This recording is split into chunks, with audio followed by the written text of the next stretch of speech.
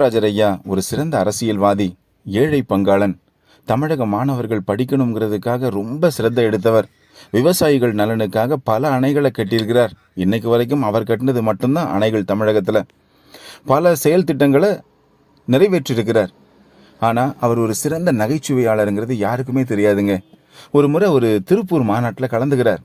அப்போ ஒரு ஃபோட்டோகிராஃபர் அவரை மாற்றி மாற்றி புகைப்படம் எடுத்துக்கிட்டே இருக்கிறார்.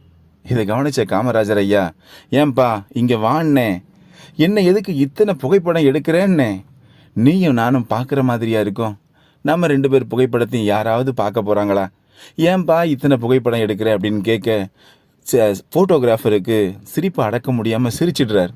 அங்கே இருந்த அரங்கமே அதை பார்த்த உடனே சிரிப்பலையில் மிதந்துச்சுங்க. காமராஜர் ஐயாவோட நகைச்சுவை உணர்வு பார்த்தீங்களா? அவர் சிறந்த அரசியல்வாதி மட்டும் இல்லைங்க, சிறந்த நகைச்சுவையாளரும் கூட.